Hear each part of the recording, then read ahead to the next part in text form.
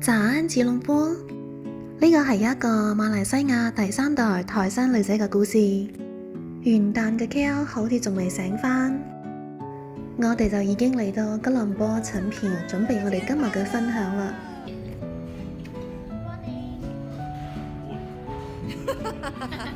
1年之後再返到嚟陳皮吉隆坡，今次分享嘅就係台山人嘅鹹湯圓。首先我哋會放上嘅就係過年嘅時候會食到嘅零食盤。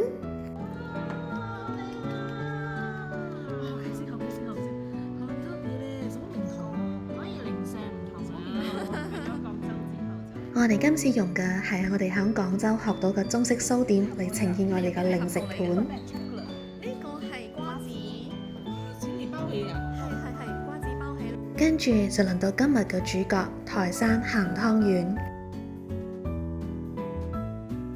喺馬來西亞大部分嘅時候，我哋都係食甜嘅湯圓，而鹹嘅湯圓係幾乎聽都未聽過㗎。他已經很累了。廣東人一向會注重過冬多過過年，而過冬嘅時候食嘅鹹湯圓，正正就係代表咗我哋一年嘅豐收。而甜品我就做咗杏仁鳳凰奶。杏仁鳳凰奶唔艱難做，但係需要耐性喺鑊邊睇火。杏仁茶都磨得到嘅咩？